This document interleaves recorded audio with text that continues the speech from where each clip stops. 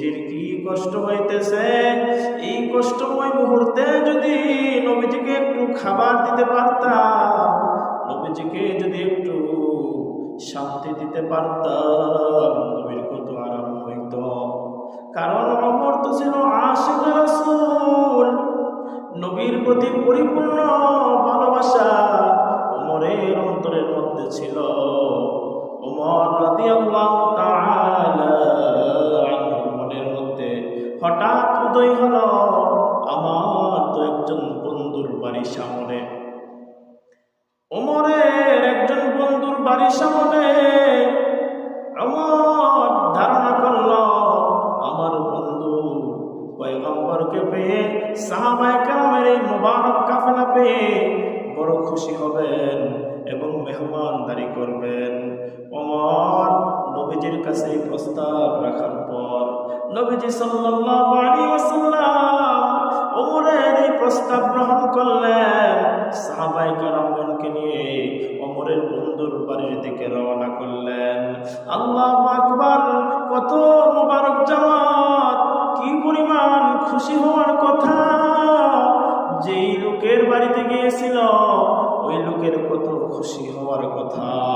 ওমর রাদিয়াল্লাহু তাআলা আনহু যেই মাত্র নবীজিকে এবং সাহাবায়ে কেরামের কাফেলা নিয়ে বন্ধুর বাড়িতে হাজির হলেন, বন্ধু প্রাথমিক অবস্থায় নবীজিকে দেখে, সাহাবায়ে কেরামগণকে দেখে যদিও আনন্দিত হয়েছে, কিন্তু এই লোকটার মনের মধ্যে একটা ভয় কাজ করতেছিল।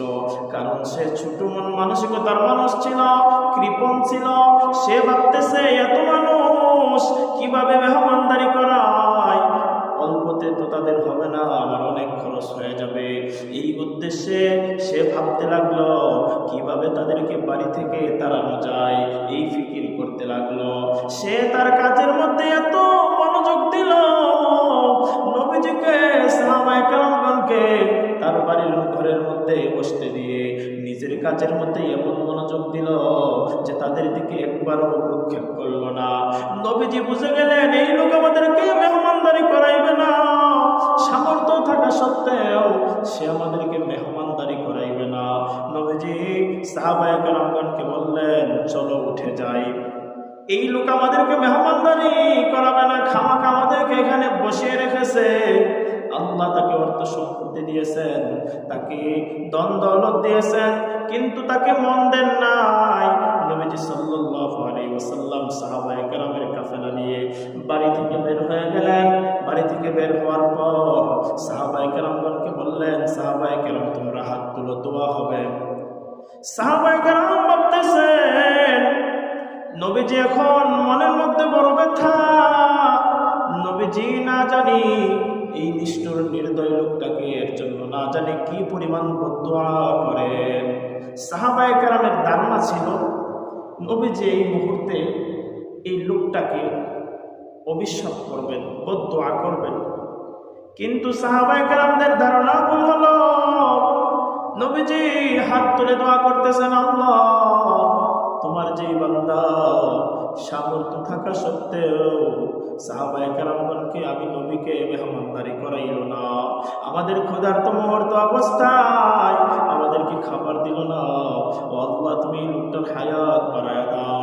সাহাবায়ে কেরাম চিন্তায় পড়ে গেলেন নবীজি কি দোয়া করার কথা ছিল আর কি দোয়া করলেন। সাহাবায়ে কেরাম কেউ প্রশ্ন করার কোনো সাহস নাই, সামনের দিকে হাঁটতেছেন হাঁটতেছেন হাঁটতেছেন ক্ষুধার্ত অবস্থায়। আল্লাহর কি কুদরত! আল্লাহর পয়গম্বরের একজন মহিলা সাহাবিয়া, নবীর আশিক, আল্লাহর বান্দি ঘরের ভাঙা বেড়া দিয়ে যখন দেখতে পাইল পয়গম্বর আরবি সাল্লাল্লাহু আলাইহি ওয়াসাল্লাম হেঁটে যাইতেছেন সাহাবায়ে কেরামের মুবারক কাফেলা নিয়ে, আল্লাহর বান্দির সাথে সাথে দৌড়ে বাইর হয়, ইয়া রাসূলুল্লাহ, ইয়া হাবিবাল্লাহ, আপনি আমার বাড়ির পার্শ্ব দিয়ে হেঁটে যাবেন আর আমি তা চেয়ে চেয়ে দেখবো, হতে পারে না।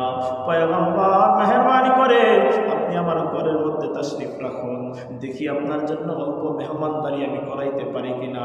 ইয়া রাসূলুল্লাহ, বেয়াদবি মাফ করবেন, অল্প সময় অপেক্ষা করুন, আমার একটা মাত্র পুঁজি, আমার একটা মাত্র ছাগল মাঠে খেলতেছে, মাঠে ঘাস খাইতেছে, আমি ছাগলটা ধরে নিয়ে জবাই করে গোশত পাকিয়ে আপনার সামনে আমি নিয়ে আসতেছি।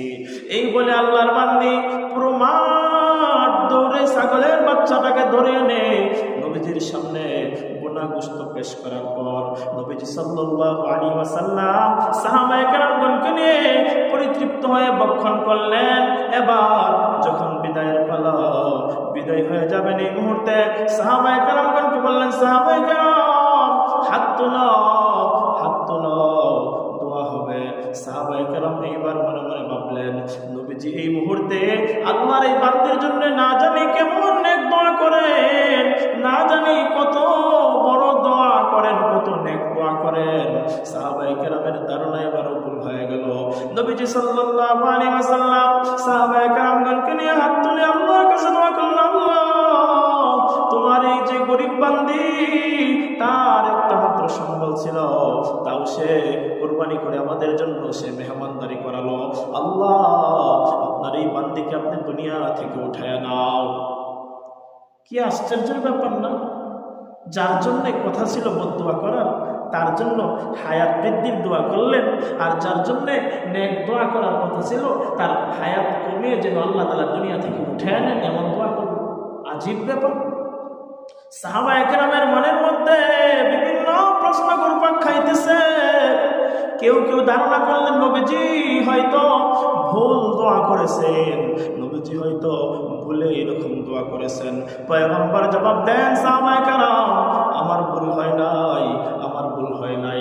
নবীজি তাহলে কেন এমন দোয়া করলেন, এমন বৈষম্যমূলক আচরণ কেন করলেন? নবী জবাব দেন, সাহাবায়ে কেরাম শোনো, ওই ব্যক্তি যে সামর্থ্য থাকা সত্ত্বেও আমার সাহাবায়ে কেরামকে আমি নবীকে মেহমানদারি করাইল না, আমাদের ক্ষুধার্ত মুহূর্ত অবস্থায় আমাদেরকে খাবার দিল না, ওই ব্যক্তিটা তার মন এত ছোট, এত ছোট, এত সংকীর্ণ, সে জাহান্নামের উপযুক্ত, জাহান্নামের উপযুক্ত।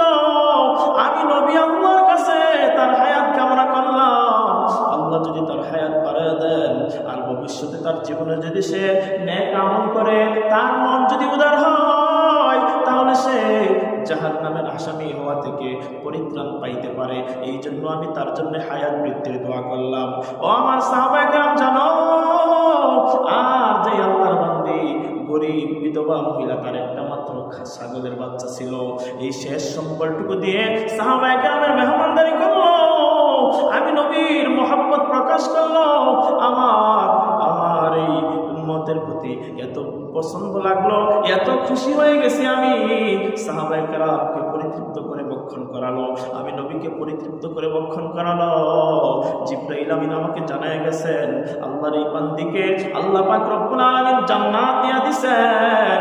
আমি আল্লাহর বান্দির জন্য আল্লাহর কাছে দোয়া করলাম, আল্লাহ আপনি তাকে দুনিয়া থেকে উঠায় নেন। কেন উঠায় নেন? এই বান্দি যদি আরো দীর্ঘ হায়াত পায়, আর যদি শয়তানের দুকাই পড়িয়া আল্লাহর সাথে নাফরমানি করে, তাহলে এত মহান পুরস্কার থেকে সে বঞ্চিত হয়ে যাইতে পারে।